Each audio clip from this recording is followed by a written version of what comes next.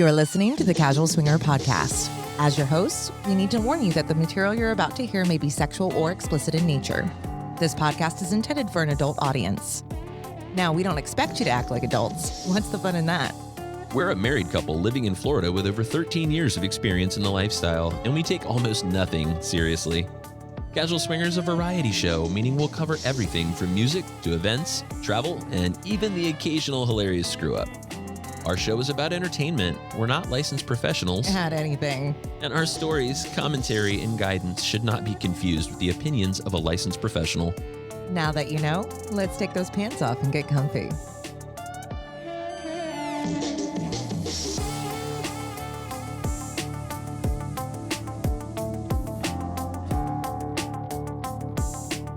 Oh my goodness. Back in the studio-ish. We're not in a moving vehicle. No. So that counts for something. It's not. We're not actually moving. We're not in our studio, but we are in our dining room table. So we're getting closer. Yeah, the studio is officially the casual storage closet right now. It's the doom room. It is. Let's call it what it is. It goes in there and nothing ever comes out. It's like a roach motel. You can check in. It's not that bad. I don't know. Nobody's going to get Just that a joke. lot of doom piles. Yeah, there's a lot of shit going on in there. But hey, welcome. It's August 1st. It is time for us to release a month late episode of Casual Swinger. Sorry about that, guys. Yeah, it's also time to pay your mortgage and your rent. Oh, yeah, that too. Yes, definitely. Pay your mortgage, pay your rent, pay your insurance, pay whatever.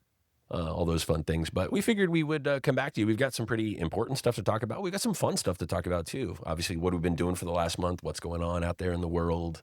Oh, yeah. Some of our friends out there.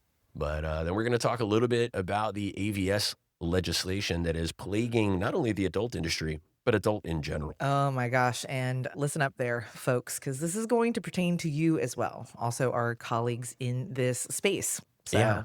It's going to pertain to all of us, and it's already starting to. We're going to get into it in a little bit here, but it's the audio, this podcast that you're listening to right now. One day you might have to upload your driver's license to listen to it. Ain't that wild? We'll get into that here in a few minutes. So let's start with some updates. How about that? Yeah.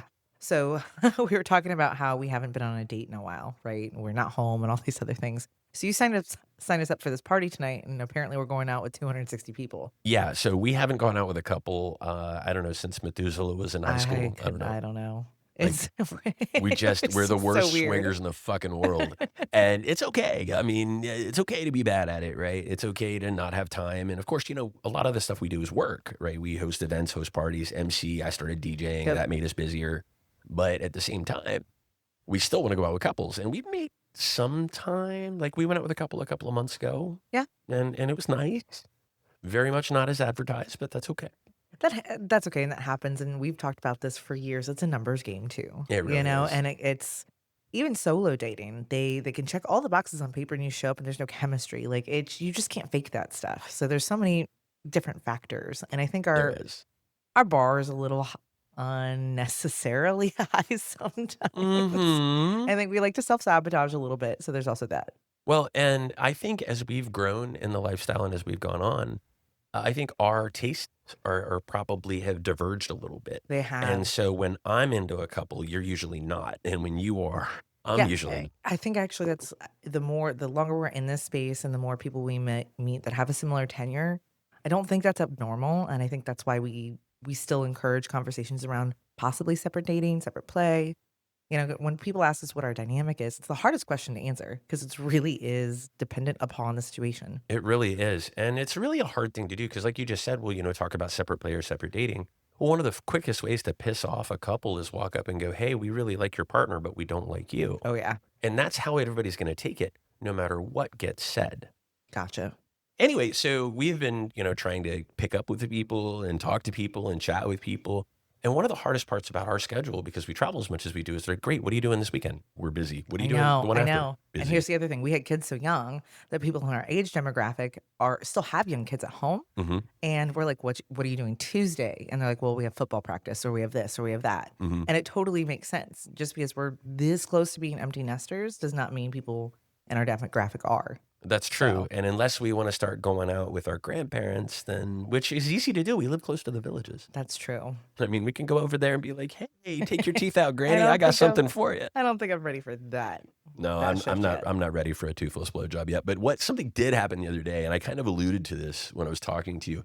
But have you ever had one of those situations where somebody asks you something and you're so kind of taken aback by what they ask you that your first response is whatever it is, and then you walk in and like 30 minutes later, you're like, "Oh, I should have said this."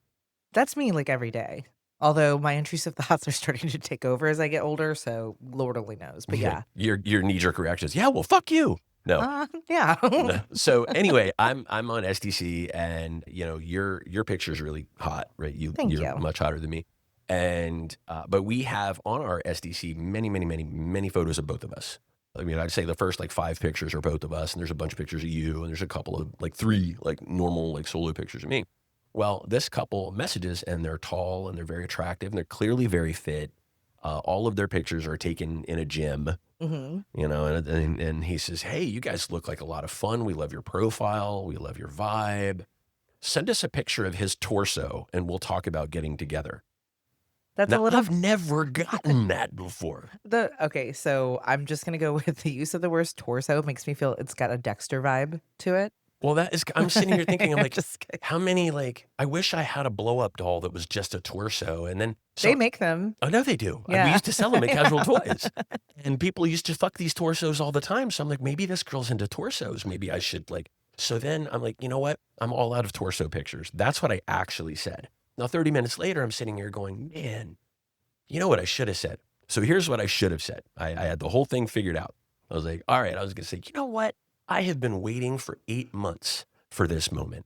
I was at a yard sale 8 months ago, and I found this beautiful torso, like some plastic Venus de Milo or something, Or just like a seamstress torso. exactly, Yeah. like one of those, and be like, I have been waiting my whole life for this moment, and here it is. I present to you the torso. One up yourself and show her the collection. I that you have many tickets. torsos. So fucking weird. So many torsos. It's torsos are us. Come on, Yeah. get some Sunday. Now this woman apparently, and it's because I pushed back on him a little bit, and he got offended about it because I was just like, look, sorry, we're all out of torsos. But he comes back and he's like, look, she really likes guys who aren't afraid to show off what they have, and I support her. I'm like, who said I don't support you? I just think it's stupid. Like, there's 15 pictures of me up there. You can tell I have a torso. You can tell I'm, if it was a fitness level thing or something. Well, yeah. And I'm like, okay, fine. If you're looking for fucking super fit people, I'm not in. I'm a fat fuck. Fuck off. First of all, you're not. If that's what you think of me because I'm not running around with my torso out. Torso my is God. I'm just going to call this episode the torso. Please don't, because if I have to, I'm gonna put that word up there with moist. So you don't want to hear that word anymore. I don't want to hear torso. Don't say that word. Okay, well now we're even. All right. Well, if we had many, we could have a torso-nado. No? No. You know what's not going to be moist tonight? Mm-mm. Yeah, well. Whatever. The roller coaster's closed this week anyway. No, it's not. It's open. Since when? Today. Why didn't somebody tell me? I'd have been at the amusement park but you're already. welcome to talk yourself out of it as much as possible. All right, well, we're going to a party tonight, folks. Oh my God. So anyway, the torso thing happened, the dating thing happened. We've just been traveling so very much. Now you have had a couple of fun experiences, and you've had a couple of off the books experiences. I have. God bless it, because I needed a few W's in my pocket. But yeah. So independently, I've had some really great experiences, a couple great dates. I need a little pin map for my little sexcapades now, because I did conquer a British man. You are starting to take other countries on. Hey, Yeah. by the way, if you want to hear more about that particular escapade, it's actually on Mallory's podcast. It is. It's called The Hot Wife Next Door, available everywhere you love podcasts, or you can find it at nextdoorhotwife.com. Okay.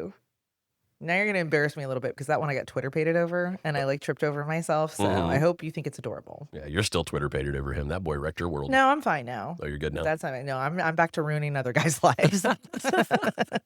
I like that trajectory. You were I don't like being off kilter. You were much happier with that one. But yeah, no, it's been a good time, and mostly off the books. Still looking for that right local partner to make content with. Mhm. I believe they're out there. Yeah. I believe it. And honestly, I think to an extent, the content thing hurts us from a dating perspective, because we do make at least mention of it on our profiles. And I think that is, for some people in the lifestyle, of course, we did an episode on this, I don't know, 8 years ago or something. called Are Content Creators Ruining the Lifestyle? And I don't think that content creators are ruining the lifestyle, but I do think that content creation changes the game. So I think that we've seen some of that. Yeah, absolutely. We always layer it, right? Like it's lifestyle first and then add the layer of like, this is also on the table, or I'd like to include this in the relationships that I formulate in these spaces. And I have to prioritize my life as such because of scheduling. Yeah. So there we have it. Yeah. Moving on to something a lot more fun. Why is that not fun? I was having a blast. No, Casual Swinger Week. It's about to go live. Oh. On Hedonism's website. Yes. You know what? That contract is signed. It is done. It It is is signed, done. sealed, delivered. We are doing this fucking thing one more time. I'm so fucking excited. I cannot wait. There's so much in store for Casual Swinger Week. If you haven't been to Hedonism II, please consider coming with us. We'd love to show you our version of Hedo. Every week you go is different. It There's is. 52 flavors, and they're all amazing. But I believe there's some of you out there that would absolutely just fucking love to party with us. And I have so much fun in store. We really do try to create a situation for people. You know, Hedo is amazing. It doesn't matter when you go to Hedo, just fucking go. All right. But that said, Casual Swinger Week's a different experience. I think Casual Swinger Week is designed around creating an experience that feels like family, that feels like people looking out for each other, taking care of each other, and trying to have the time of their lives. And they do fuck the crap out of each other too. So that happens too.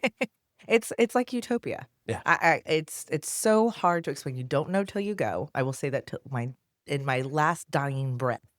Yeah. It's one of my favorite places on the planet because you also get to be the most authentic version of yourself. You really, really do. And now, of course, if you can't get through on the website and you want to get in there tonight, I'm telling you right now, when this thing hits the website live, it's going to sell out quickly. We're definitely sure of that because we're already half sold out and we haven't even been on the website yet. That is true. So you're welcome to email us questions, podcast@casualswinger.com. And if you want to go ahead and book or get booking information, you can call Hedonism Resorts directly, or you can email reservations@hedonism.com. That's right. And they will get you taken care of. And there is an interesting thing about the way that we're doing the week. So it is worth talking about because this is a little different because there's only 2 weeks a year that's like this. So we bounce up against or back up against, however you want to put it, a group called Hedo Swing Breakers. Hedo Swing Breakers is the only actual young week. Yeah, they have a threshold. So over a certain age gate, you 45. Yeah.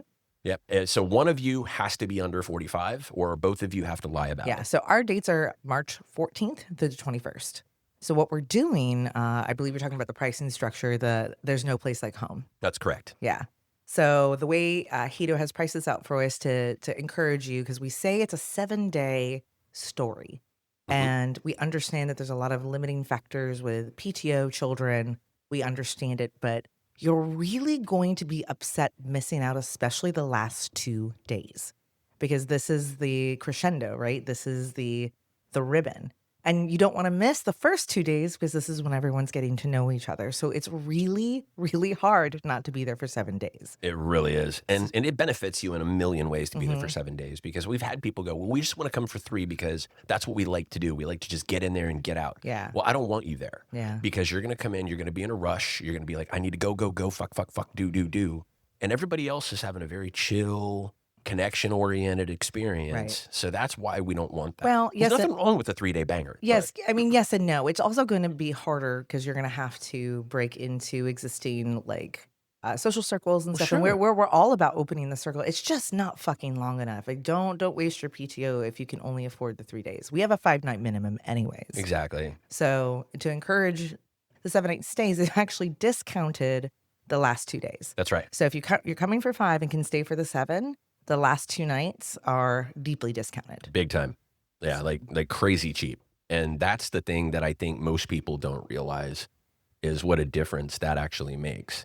Now, as far as, the week goes, that 7-night stay, we do call it no place like home. That's the no place like home pricing for nights 6 and 7.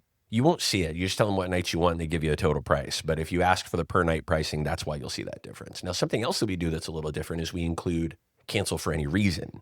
Cancel for any reason is the Hedo change waiver. And that just basically means that if for some reason you can't go, you can't stay, you have to leave early, you have to come in late, you get full credit for the nights you miss for 13 months.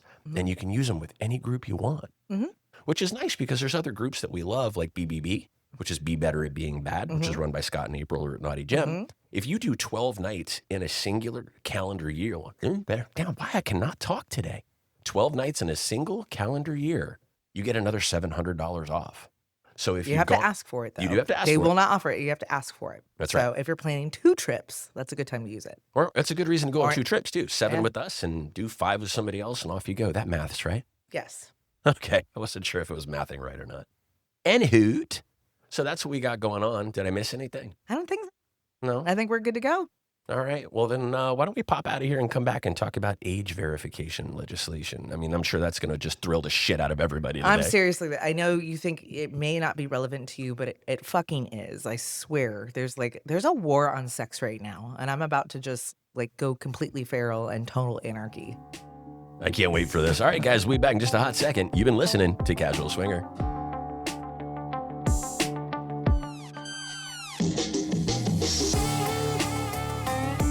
And welcome back to Casual Swinger. I am your co-host, Mallory, and I'm here with a handsome yet annoying Mickey. I annoy the shit out of her all the time. Guess what I have? How to Talk Yourself Out of an Epic Blowjob by Mickey Gordon. So on this episode, we're talking about these AVS laws. Can you, for the listener, because you're better at articulating these kinds of things and using the jargon and making it digestible, exactly what those are? Sure. So this started, it actually started under the Biden administration. So before we all go out and make this polarizing or a left or a right thing, it's a both thing. Yeah, I think the first time one went into effect was in 2023, but it was ruled upon a year or two prior. Exactly. Yeah. There was a stay put on it, and it didn't actually go through. So the first one came through during the first Trump administration. The rest of them went through during the Biden administration. And now we're back under a Republican administration, and there's a war on sex again. Yeah. So to define what we're talking about today, we're talking about the age verification service laws that have taken place in 24 states as of this moment in this country. The 24th one was South Dakota, and it took effect today. What these laws say, and this is an important distinction, these laws say that in order to host and or distribute adult content online, you must, as a website operator, collect and maintain verification via ID, like driver's licenses or passports, of anybody that uses your service as proof that they are over 18 years old. Now, there are certain states, like the state of Tennessee, that actually takes that one step further and requires you to facially verify every 60 minutes. Can I pause for a second? Go right ahead. Can you imagine you're in the middle of whacking off and it's taken you 57 minutes and 42 seconds to find that video? And you're ready and you're in the middle of it and the face verification pops up. How mad would you be? Oh my God. If I had finally found my way to the end of the internet and found the one-legged pregnant hooker porn that I was looking for, and she's on the camel and I'm right there, and then all of a sudden, no, I can't. Again, I apologize. Oh no, well it's so, absolutely but it is, so they have another layer well above and beyond some of the status quo that's already been set out there by the other states. Yes, they do. And it was upheld federally. It was. Right? So Texas was the first one to make its way to the Supreme Court, and this legislation was challenged in a number of different ways. Every one of them has been challenged in their state courts, and they're all losing. They're being challenged on their constitutional validity for basically being onerous, and that it's not fair to make somebody provide ID to exercise their constitutional right. Right. I think the first one they started with is the First Amendment, freedom of speech. And that was the first challenge. And that's the one that the Supreme Court actually upheld and sided with Texas that, no, this does not go against constitutional rights. And it is legally binding. So basically what they're saying, most of these states are coming back to the Supreme Court and making arguments that basically are akin to, you show your ID to buy cigarettes, you show your ID to buy alcohol. Why shouldn't you show your ID to buy porn? Okay, but I don't have to show my ID to get on X, right? No. Okay, that's interesting. No. Or Reddit. Mm-hmm. And, just curious, I wonder what the age demographic is of people that consume pornographic material on those sites. We know we asked our teenager. Yeah. Versus the other. Yeah. He said none of them. None of them use porn sites. They all use social media. Yeah. So the idea here, what we're saying is these laws have nothing to do with stopping children from looking at porn. Nothing. They have everything to do with stopping adults from looking at porn. Now, there's a lot of conjecture here that's going on. The Free Speech Coalition, the AVP Association, there's a lot of different associations that are taking massive issue with this. You've got, pornlaw.com, which is Michael Federosi. You have Mike Stabile from Free Speech Coalition. You got a lot of guys that are out there that are having really intelligent conversation about this. You have device manufacturers saying they are more than willing, so Samsung, Apple, more than willing to put these restrictions into the physical devices where they fucking belong in the first place. Well, as a parent, and call me on my bullshit here, I think if this is such a problem, why are there not educational outreaches, or why aren't parents talking openly? I mean, I feel like we did. I feel like we helped other parents in our community because we came from technology to help them limit access to unsavory or unsightly material or stuff that wasn't age appropriate for those kids. No. So why is that not still happening? Well, because we're getting to it. Well, first of all, so I want to throw a quote out here. This feels like it's a problem that's not a problem unless I'm completely talking out of my ass. So let's cover real quick, because I think Mike Stabile hit the nail on the head here. Okay. With one sentence. I follow him. Yeah. He hit the nail on the head so hard that I actually copied and saved it. Nice. Because to me, I think he and I struggle with being succinct. I don't know if you know that about me. I didn't mean to breathe all of my breath into the microphone, but yeah. I may struggle with getting to the point sometimes. So, but what I can tell you is this guy really summed it up. So here's what he said. In the past few years that I've been engaging quietly on the right with this, they've been quite explicit. They want people to feel shame again. Much of this current war is driven by their outrage that society talks about porn, and I'm going to add to this, ostensibly sex workers, openly.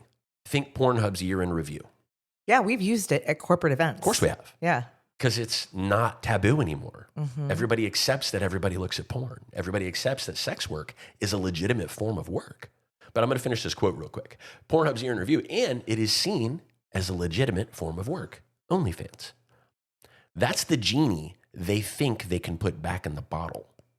They want to put the waitresses back to work. They're tired of having ugly girls. Ooh. They're tired of having ugly girls wait on them. Okay, we're not going to say who.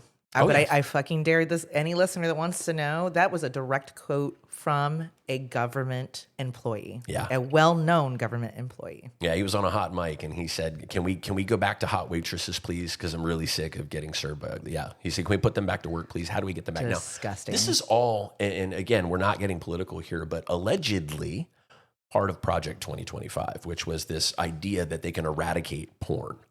And you're not going to, okay? What they're doing is, in my opinion, personally, but we'll go away from Mike Stabile and from all the verified intelligence here and go with my pseudo-intelligence, which is to say that I think these guys, the object here is to just completely eliminate porn, put everybody back, put women back in the kitchen, get them barefoot again, right? Take away their rights, their autonomy over their body. Tell them they can't make money with their bodies anymore. Okay. Right. This is where I think it's going. It does feel like a little bit of a personal attack as far as women goes, because when you think about the sex industry and you think about the number of employed or self-employed individuals in that space, just sex work in general, whether that's for a professional house or as an independent contractor, that share is largely female. Largely.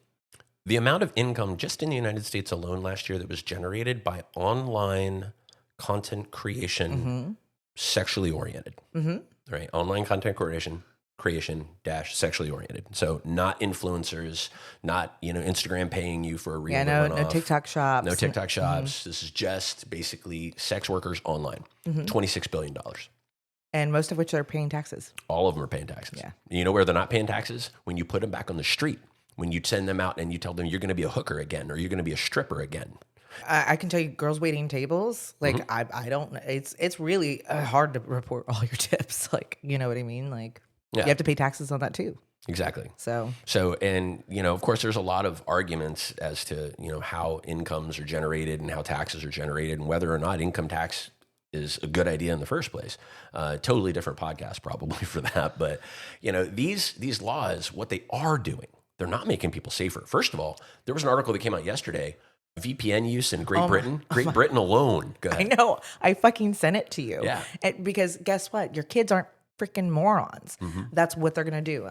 They're going to just skirt the system and VPN in, which also they were probably doing a little bit of that anyways. They do it when they game, they do it on Discord, and they do it when their geography disallows something in their nation. Like, how many people have we talked to that listened to our podcast in like Syria or Iran? Like they're not supposed to have access. It's actually banned there, but they find a way. Always trips me out when we get a message from a listener in Iran or Syria or somewhere like that, because that is a very dangerous behavior for them to engage in. And we appreciate you. We know you're listening right now, so thank you. Qatar, any of those types of places. But we as a country, and again, this is Mickey opinion, so if you hate it, fuck me.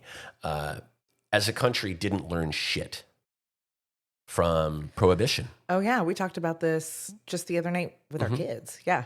So prohibition opened the door for the mob, right? That is it. And the mafia, yeah. That's it. We literally created organized crime by prohibiting something people were going to do anyway. Yeah, you made a great second point. In the 80s, there was a war on drugs. That's right. We and did then it again. The cartels swooped in and fixed that for us too. And because we are so smart and because we learned so much from our bad decisions as a country, we went, you know what'll be really fun? Let's ban sex.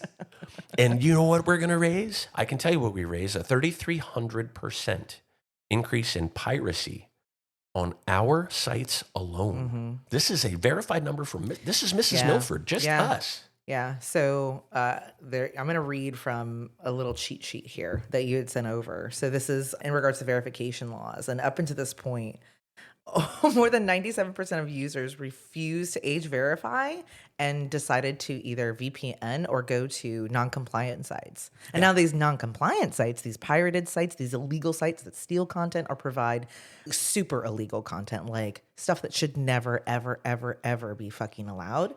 And now their traffic is going wild. Bonkers. Yeah. And they're making tons of money because they're selling advertising. And, you know, they're in the Canary Islands who don't follow anyone's laws. They could not give a shit less. And they never have. So the measured, metered, ethical stuff is now almost inaccessible. Well, here's the fun part. Yeah. So I'm going to say yet again, we don't learn shit from our own behavior. I'm going to use Napster as an excuse here. Oh, that's a good one. Okay. Before Napster, we were all told we had to go to Tower Records. We had to sort through 500 pounds of shit we didn't want to get the one thing we did. We had to overpay. We had to pay $18 to get 12 songs we didn't like and the one we liked on the radio. Yep. And then we got to go home and try and hold on to it, try not to lose it, try not to scratch it. And if you did, you could mail it back to the fucking, it was fucking terrible. It was the worst business model in history, but we all subscribed to it. And then Columbia House still, you know, has, I don't know, like, you know, fucking legal action against all of us. But yeah, if you're old enough to know what Columbia House is, you should probably take your Advil. But anyway. Live in the villages. Or you live in the villages. But anyway, what I'm getting at here is with Napster comes along and starts giving away music. Yeah. They're like, here, you can just download it. Yeah. And you know what everybody did? They're like, fuck yeah, I'd much rather do that. It wasn't because it was free. I mean, everybody thought that's what it was. It's because it was easy. And what they realized is if you make it accessible and you make it affordable, people will do it legally.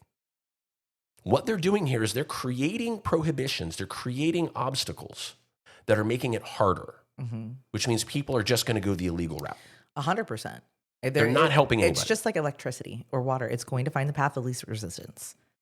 And prior to this, there were measures in there. And I am for protective measures and using common sense. But this seems like a gross, like just pendulum swing that is not doing any good. Whatever its intention is supposed to be, that's not what's happening. The parents are not using device-based securities. You're not making them more educated. You're not actually helping the church. They're just finding a way around it. That's right. And it's not cutting the head off the snake. No, it's not at all. And if you look at just the content sharing industry, which was prior to Napster, you know, we're talking about, what is it, you know, something Mule or whatever, and there's 50 different places people just download shit.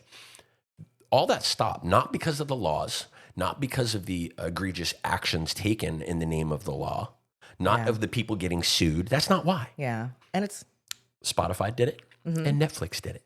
Yeah. They made it accessible and they made it make sense. And by the way, you need a credit card to do both those things. You know what else you got to be to use a credit card? 18. Yeah. Right? It's that simple. Now, that little infographic there is fucking beautiful, by the way. It's on ageverificationpolicy.org. Virtually all consumers leave sites that require age verification. VPN usage has spiked, which is funny as fuck, like you said. Every kid in the world knows how to get around a block. Yeah. Every kid in the world, all of them.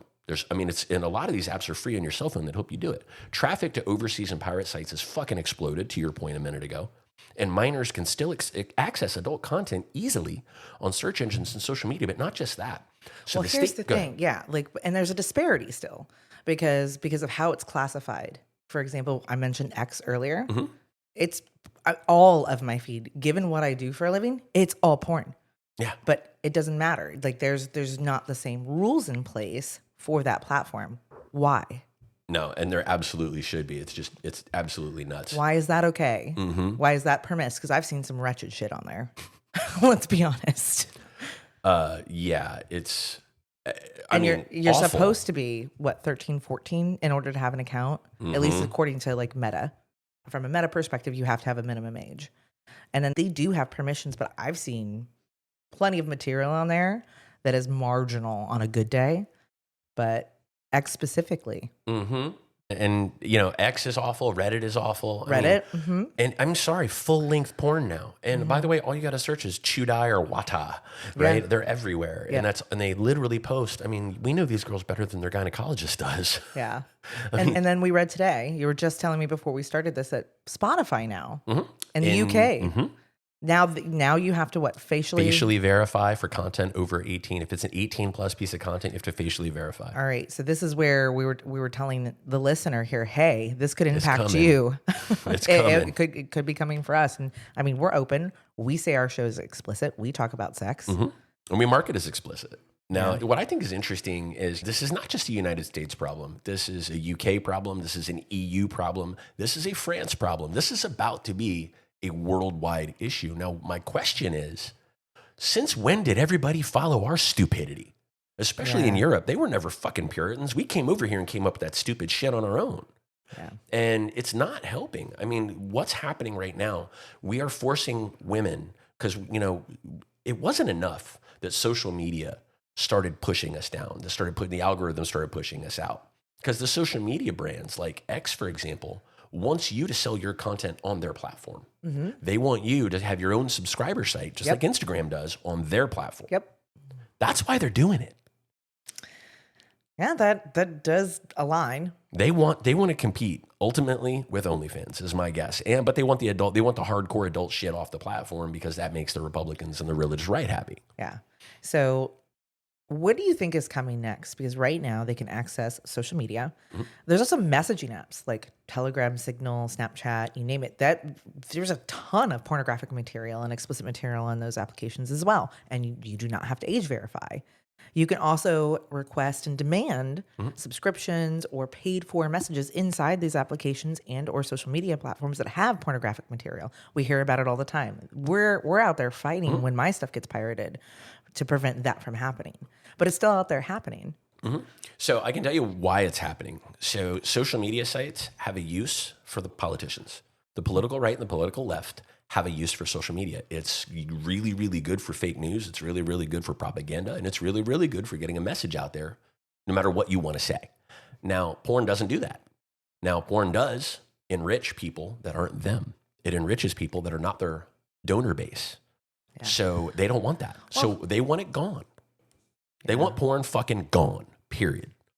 They want it to be illegal to have sex and record it, period. Yeah. So instead of the happy medium, we're just going to abolish it altogether. Mm-hmm. Cool. And when we talk about what this does to us as a country, what it does is it pushes people to crime, it pushes people to piracy, and it pushes people out. But it also creates what's the best way to put this? The state and your ability to be anonymous is about to go away. So Lovense was a manufacturer that we sold when we ran Casual Toys. Oh yeah, they were really cool. So their products were really popular, especially in the cam world, because you could grant access to a user with a code word or something of that nature, and they could control the device remotely. It was really, really, really neat. Yeah, it was really, really neat. But you had to register. Yep. You had to give them your email address and your name. And guess who got hacked? Yeah. All that information's out there. If you think for a fucking minute that the federal government or any state government is going to protect your identity, if you think there's not going to be a Ashley Madison moment. Oh my God, that's a callback. Right? I remember that. Right? Yeah, So yeah, if you think there's not going to be an Ashley Madison moment where every single person that jerked off for the last 6 fucking months gets outed, or what sort of porn they were looking at, how long they looked at it, the Pornhub statistics, but with names. If you think that's not going to happen, you're kidding yourself. That's what's coming, and they want that. They want the shame back in sex, and I guarantee you that leak will not be an accident. Yeah. That's, I mean, as absolutely alarmist as that sounds. Yeah. That's what's good. This is why we're fighting this. This is why we're contributing to people like the Free Speech Coalition. Mm-hmm. This is why we're just having this conversation right now. Get involved. All right. If you're from the state of Utah, or at least get informed. At a minimum, get informed. I think we have, last I checked, like 9 listeners in the state of Utah. Kidding. But because, you know. I think that's, for me, like when I think of Utah, I was like, that's how many people live there. Yeah. South Dakota, actually. You know, I don't know. I live in my little bubble. Yeah. Well, anyway, if you happen to live in Utah, your senator has been trying desperately to get a piece of legislation through. There's a bill. It's died in committee again, but it's called the Internet Obscenity Definition Act. This is actually a really bad one. And it's been, I think, turned down a few times. I don't think it's going to go through, but it's fucking stupid. It is fucking stupid. So this festering pile of rotting stool for a senator that is from the state of Utah, basically what he wants to do is define obscenity and address its transmission across state and foreign lines. Now, it's been introduced multiple times. It always fails. But the idea here is to make anything nude obscene. Now, the idea here, why does he do this? Well, because the definition of pornography was loosely based on the whole like Larry Flint issue, right? That was certainly one part of it, yes. Yeah. The People versus Larry Flint. But what these particular... So nude is obscene. Yes, Supreme Court Justice said, when asked to define pornography, he said, I don't know what the definition is, but I know it when I see it. And so that was a very loose definition of pornography, which did not make pornography, by its very nature, obscene. It made it free speech. Yeah. These guys want to make anything that they don't like obscene because obscenity is not covered under the First Amendment. It is specifically excluded. So if you can label it obscene, it's no longer covered under free speech, which means you can attack it.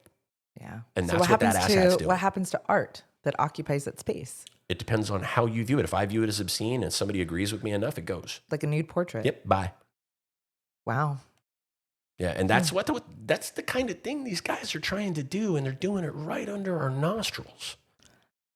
Right? And really... It just feels a little like I'm sitting over here, and I feel like we've gotten down this political K-hole, and I apologize to the listeners out there. I swear we're not like losing our minds or anything. It's just a lot of frustration as we dig for information around there, and it almost feels like dystopian, or that we're just in this rewind phase. Like most of my life, I felt like we were working towards liberating some of the strongholds that these psychologies have on us, like sex and drugs and like theories, and being able to still have free will, but also ethics involved, like balance. And we're working on growing and moving past that. When you said sex is not that taboo anymore and now it's a problem, I thought that was the goal the whole time. Yeah. Was to take the taboo out of it and stretch out the opportunity for more education.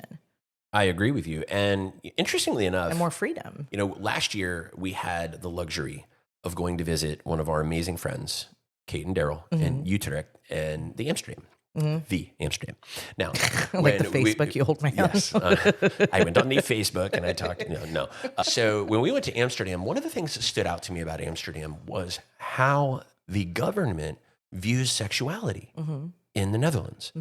And of course, there's a lot of consternation over there and there's a lot of battling going on, much like there is everywhere else politically when it comes to these sorts of things. But what I like about the way that they do it is they say this is the zone where you could encounter wanton sexuality. And this is how we protect those people. These are the laws that protect those people, and these are the laws that protect you.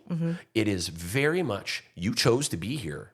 This is here. Yeah, it's consent, it's care, and it's education. Yeah, and it works really well. Yeah, she was also telling us about a trip she took to Denmark, and I can't even begin to like summarize or effectively bulletize it, but how they address sex education in that country in and of itself, I found really remarkable. Yeah, So it really was. But to that end, these women that choose to pursue a career and a life in sex work are protected and invested in by their government. They pay their taxes. They do everything they're supposed to do. And it becomes a legitimate form of expression. It becomes a legitimate form of employment. I'm looking at the stats, just like grazing over them. They're not seeing like a lapse in the labor force. They're not seeing a lapse in education. They're still growing in a similar direction. Sure. Do they actually provide educational opportunities for sex workers who want to grow out of the business? Yeah. That's a great way to do it. Instead of fucking making it illegal and sending them into a brothel somewhere, it's like, hey, we're going to make abortions illegal, but we're going to give you free coat hangers. Like, what the fuck? I'm so uncomfortable with that analogy right now. Well, I am too. Wow. I'm uncomfortable with any that marginalizes an entire group of people. Well, that's a great word for it, because just as a female in this space, I'm feeling marginalized. I actually feel persecuted. Oh, we're what, there. Like, what comes next? Yeah. Because also, we live in a state, there's a guy that runs Polk County, right? And he got himself famous for Grady a few Judd. things. Grady Judd. He was making prisoners wear pink to basically like psychologically like put them down, which obviously is a little dehumanizing. But he also went after this guy that had a revenge porn site. Revenge porn is bad. Revenge porn is terrible. Revenge porn didn't have a name back then. And it didn't. This was brand new. This is how we figured out what revenge porn was. Yeah, the website was called nowthat'sfuckedup.com. Yes. So he went after a guy. The guy didn't live in Polk County. He was like in Arizona or Nevada or something. Like he was out west. Yeah.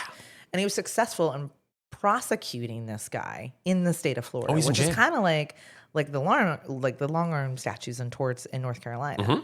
So like, are we going to be faced with like these morality laws? Is that where we're going Answer towards? to your question is yes. So the state of Kansas just sued a website operator not 3 months ago. Oh, the mom. Yes. That's right. This mother had an old laptop that she left in her closet that her 14-year-old son dug through and found that did not have the Kitty Block software on it. He put a VPN on it and spent an hour and a half jerking off. His mom found it, saw he spent an hour and a half jerking off, raised holy hell, went full Karen, and Oh yeah, because definitely not her fault or responsibility, and here's the best like part. under her The website he purview. was on wasn't in Kansas. But because she raised so much hell, Kansas legislators sued the website anyway because the kid was able to get on it using a VPN. Like they could do a fucking thing about it. Yeah, I think it's still like it's up. Oh, it's still going. Yeah. And they're being sued by Kansas, even though they complied. Now, one of the reasons we shut down Casual Toys is because this is a great one. Our attorney came back to us and said, you need to close your doors or pay $2,500 a month to verify in all these states. Yep.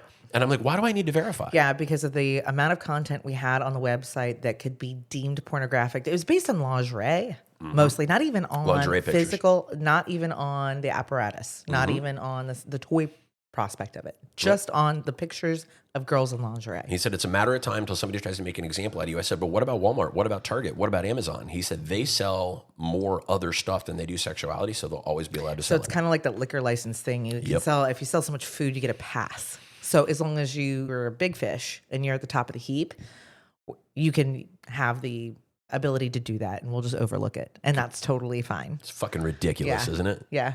I mean, just absolutely obscene. So we have gotten to a point in this country, and honestly, even in this show, right, where we can't we can't sit back and say nothing anymore. We can't just watch it and talk about it. We actually have to. You have to reach out to your senators, reach out to your representatives, and say, "Hey, this is not okay." Yeah. Right. I mean, because otherwise, it's coming. Like it's happening right now. So, I mean, we're going to put links in the show notes. Yeah, these are just resources that we've dug up during, some of the research here. And like I said, I follow a lot of these people online. Yeah, so the Free Speech Coalition is phenomenal. They do employ some outstanding attorneys, and these are the guys that actually took Texas to task. They're the ones that took Texas to the Supreme Court. We lost, but they tried, and they're going to keep trying. So people like that are worthy of your donations, your investments, your time. Read it. And I don't want to drag people by the nose just because of our belief system, but I do believe in being informed. So if you're curious about it, there's the information. No, I'm not doing a rally cry. I am because I really like porn. Well, good for you. You get it for free all the time. I know. Whoa. No, I think anytime people are otherwise put down is always an issue for me, right? I'm kind of the advocate for the little guy. It's your Superman complex. Yeah, Your white knight syndrome. Yeah, yeah. probably. No. I do think it's an egregious affront to the space. I don't believe like they have to leave it status quo if there's an actual problem. But in all of my research and everything that I've looked at, it doesn't look like there was a problem to begin with. And if there was, the problem was not educating, not supporting, and parents not parenting. I mean, I know what the problem was. It was ugly waitresses. That's what they said, right? Such bullshit. No, so I do have a question for you, and I want to ask you a question, if it's okay with you, as Mallory Milford. I want to know how you feel as a sex worker, as a sex-positive woman, and also in the MILF genre, right? So you're clearly a mom and all these things. What do you think this does for people like you? What do you think this does for kids? Right? As a mom who is also a sex worker. Okay. So I'm a Right. mom who's a sex worker. Got That's it. right. Well, you are. Okay. So as a mom who's a sex worker, do you feel like, is there any benefit here? Is there a better way to do this? How would you address this for moms that aren't sex workers in a way that actually puts them at ease? Was there something you would direct them to that's not like this fucking law that's just going to start putting people in jail and not actually helping? Well, I'm not going to mince words on this one. Any parent that's uncomfortable talking to your children about sex, especially as it's relevant to their growth, then that's fucking your problem. You are literally doing it a huge disservice because sex is a part of adulting, and at some point they're going to get there. Would you not teach your kid how to drive? Would you not teach your kid how to read? Would you not teach your kid how to spell their fucking name? It should be a normal part of the conversation. So normalizing sex should not be part of the fucking problem.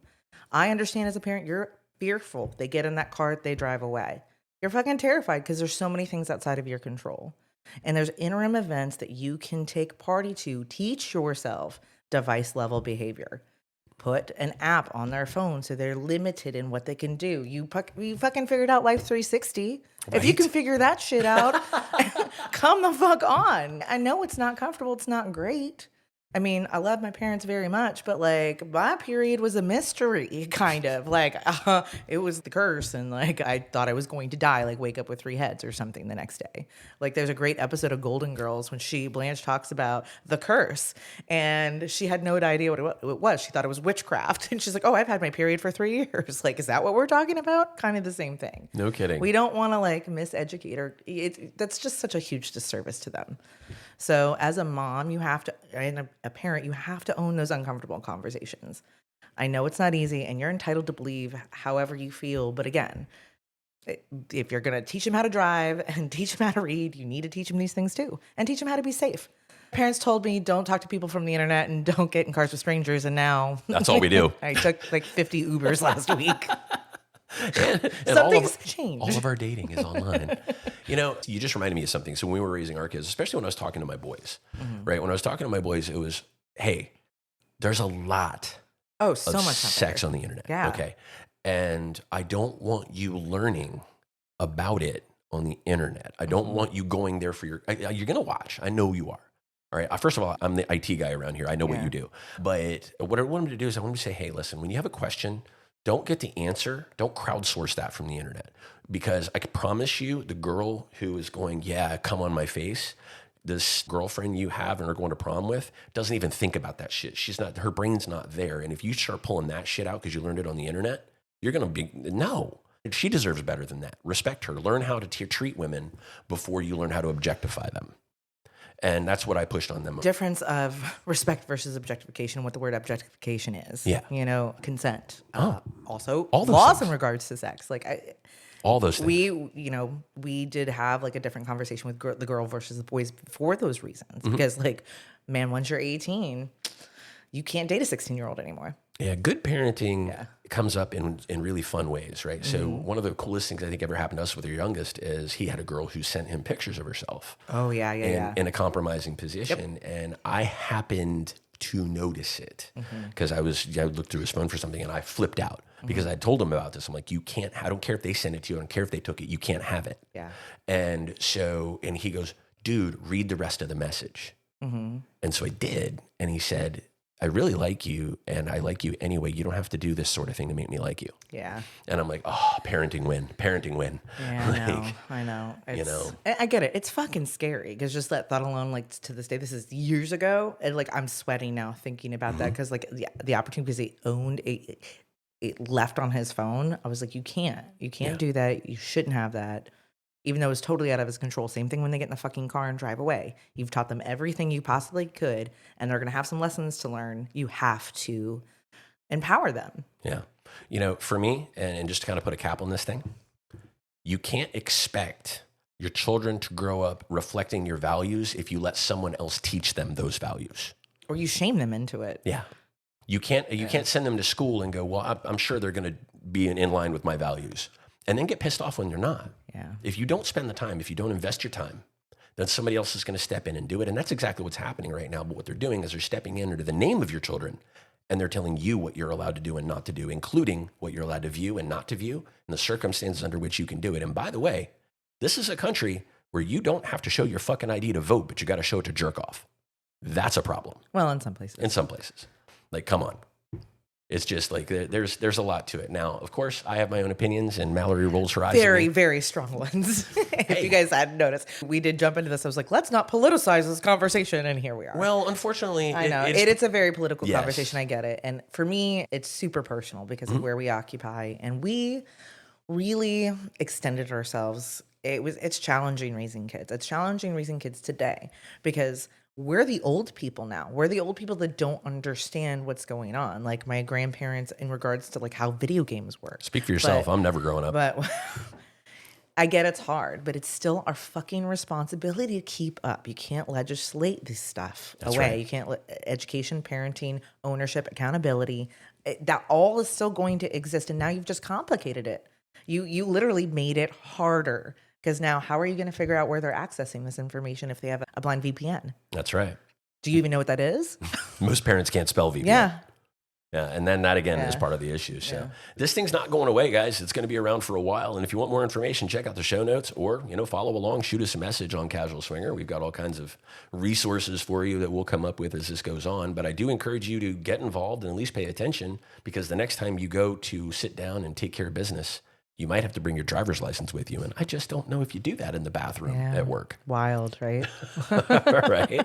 Just crazy, crazy times. But we're going to bounce out of here for a minute and come back with, are you ready for this? What are we doing? A whiskey of the month. No. You don't Get say. out of here. It's about fucking time. I know. We'll be back in a hot second. You've been listening to Casual Swinger.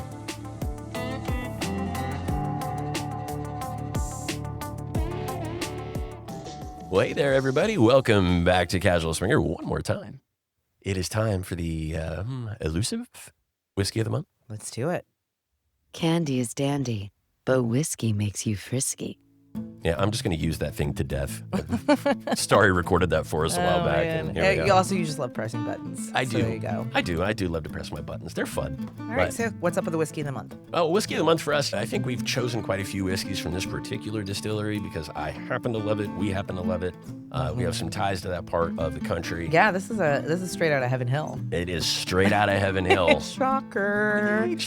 Now, we had a discovery with Heaven Hill this weekend, didn't we? We did. We were down visiting friends in Cape Coral, and I happened to pop into the local liquor store with a friend, and they were doing a tasting. They had a 4, 8, and 10 year of this bourbon called Dancing Panda, and it's kind of been like circulating in conversations and selling out real quick. And the 10 year just knocked my socks off. It's not eligible for whiskey of the month because it's over the price range. But come to find out, I got a bottle for us to try and bring it home. You're like, ooh, this is by Heaven Hill.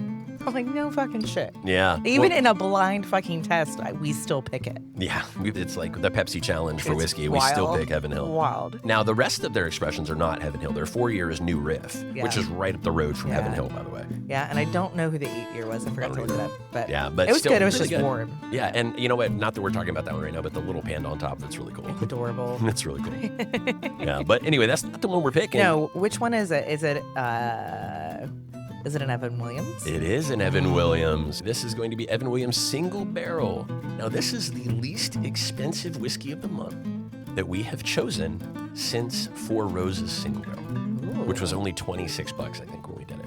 This one's $38 and available pretty much everywhere in the United States. But before we get into the whiskey, I want to talk a little bit about Evan Williams himself. Now, Evan Williams was a Welsh immigrant who established the first commercial distillery in Louisville, Kentucky in 1783. He's recognized as Kentucky's first commercial distiller, and his distillery on the banks of the Ohio River marked the beginning of Kentucky's bourbon industry. Today, the Evan Williams bourbon brand is part of Heaven Hill, and the Evan Williams experience is right there in that same spot on Whiskey Row. So if you go to Louisville, you can actually check it out for yourself and try a bunch of different expressions. Yeah, we went in. That was a great tour. You were so fucked up when we left hammered. there. Well, I'll be honest, I got hammered. So how about his early life in Arrival, Kentucky? Evan Williams was born in Wales, and he immigrated to Kentucky around 1780. Is that what makes him Welsh? Yes. Okay, just checking. He was. He was born in Wales. He was Welsh. Being an at the asshole. time, Kentucky was still part of the great Commonwealth of Virginia. And the region was experiencing agricultural surpluses due to its fertile land. So we had a shitload of corn, basically, in the late 1780s. You're like, what are we going to do with this? What do we do with it? So in 1783, he comes to the distillery on the Ohio River. He founds it, recognizing an opportunity to utilize the surplus corn and other grains from the region and the abundance of clean, fresh water. That was the recognition of Kentucky's first commercial distillery, which was Evan Williams. That's so cool. Yeah, and of course he was more than just a distiller. He was also involved in other aspects of early Louisville life. He served as the city's wharf master, one of the first trustees. How are you a wharf master if you're landlocked? I'm sorry. If you're a wharf master, like, aren't you like in charge of like the whalers and like stuff? Like, I think of wharf masters like Massachusetts or Maine or I Alaska. think of Star Trek. No. No. Nerd. I know, Sorry. I just nerded out on Keep you guys. going. No, honestly, the Ohio River actually has a very active shipping industry up and down the Ohio River and the Mississippi River. If I really have to dig into like my U.S. history, which was very little because I live in Florida and the only thing we care about are conquistadors and Spaniards. pirates. Yeah. So If it wasn't Spanish, they didn't teach I it to believe one of my PE teachers taught me something about the Ohio River. Right. Just not the wharf master. Now, so while the exact recipe that Evan Williams used when he founded Evan Williams was lost to history, his early work laid the foundation for the Kentucky bourbon tradition that really this whole segment is based on here today. The modern Evan Williams bourbon brand, while introduced back in 1957 by Heaven Hill, so a reintroduction in 1957, it honors his legacy as Kentucky's first commercial distiller. The brand's label includes the inscription, "Since 1783, and Kentucky's first distiller," acknowledging his role in this massive, massive industry in the United States today. You want to talk a little bit about the whiskey, Mama? Sure. So single barrel, it's a well-regarded bourbon, often praised for just having a really classic profile. So very smooth with notes of caramel, vanilla, oak, maybe even a little spice mixed up in there, and the pleasant warmth and balanced sweetness. So it's going to get a little sweet, a little spicy, a little bit of that Kentucky hug as it goes down. So yeah. Yeah, it's one of those whiskeys that, in my opinion, I think it really embodies what bourbon is. Mm-hmm. Right? It's a great one and the reason I like this one, I like Four Roses, I like Heaven Hill Bottled and Bond, is because they have low price points, fairly low. I mean, Heaven Hill Bottled and Bond's like $50. But what I like about them is if you're not a whiskey person and you want an idea of what bourbon should taste like, these are really good examples. Yeah, no, I have to agree on that. And they're cheap. Yeah, and it's not overproof. You know, some of these whiskeys that we talk about, like I do like some of mine kind of hot. You know, they get close to that 100 range. This is under 90. I think it's 86 proof. Yeah, this one for you, I think, isn't enough rocket fuel because you definitely. No, but it's also great to sip and great to mix with too. It's classic phenomenal. bourbon cocktails. Yes, and that's one of the reasons I love things like Old Fitz, Old Grandad, Evan Williams, is they have some really, really, really approachable price points for cocktails. So if you're just going to drink a whiskey and Coke, they're great for it. And frankly, I'm not a Jack Daniel's guy or a Jim Beam guy. They have very unique flavor profiles that I don't care for. You're not a big Sour Mash guy. No, Yeah. I like the traditional bourbon profile. And High corn. Exactly, high corn. And I'm a high rye guy too, but I think that that's fantastic. So this is a lower proof, more approachable, less hit you in the gut bourbon at 86 proof, to your point. But I like that it does do the vintage dating on it, but you'll notice this is a no age statement whiskey. Yeah, so what's vintage dating? The vintage dating basically just tells people, that's the 1783 in Kentucky's first distiller. It's basically reminding them that they're buying a legacy here. they're not just buying some commercially mass manufactured whiskey off the shelf, that there's some care that goes into it. Now, we have been to the Evan Williams experience. We have seen the care, the thought, and the attention that goes into everything they do. I do appreciate under that brand mast that everyone we ran into was what we call a stakeholder. Yeah. And they were very invested not in the story and the user experience. So, but for me, one of the things I loved about the Evan Williams experience when we went there is the stakeholder, their level of stake wasn't just in the whiskey. It wasn't just in the brand. It was in Louisville. And it was in Kentucky. Very, very culture oriented. Yeah. As a reminder, the people of Heaven Hill are so ingrained in that community. If you guys remember when we did the Heaven Hill Bottled and Bond conversation, they lost 3 rick houses, I believe, to fire in the 90s and stayed alive because other distilleries helped them. That's the kind of people we're talking about here. So that's pretty really cool and a lot of fun. But so Evan Williams is it's a surprise, right? It's their single barrel at only $38 is a great value in bourbon, and a great way, if you have never been introduced to bourbon before, to check it out.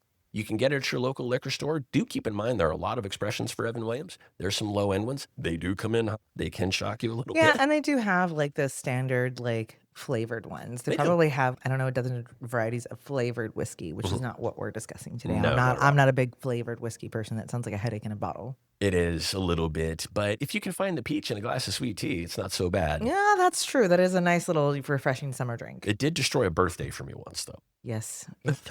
Not that you remember, but I do. I know. I don't remember. I wasn't there. I got the night off. Bacon hat and egg pants. I found eggs in the crack of my ass the next day. Yeah, you bet you did. I wasn't washing your ass. Well, you want to tell everybody how to find us, and we'll get the hell out of here with your August 1st episode. We got a party to go to, Mama. Well, yeah, and we do. So Mickey will be seeking political asylum after this episode, so we don't know where he'll be. But we are Casual Swinger everywhere. Casualswinger.com. You can reach out to us directly, podcast@casualswinger.com. We're on Instagram, YouTube, X, and we're also on the dating sites, SDC, SLS, and Cassidy. Awesome. And don't forget to check out casualswingerweek.com to find out how you can join us in the great island nation of Jamaica, March 14th to the 21st, 2026. Let's go. We're going to do some silly shit down there, guys. That's all right. We'll be back next week, 2 weeks, something like that. Catch you guys later. Thanks for listening to Casual Swinger. We're going to come back eventually.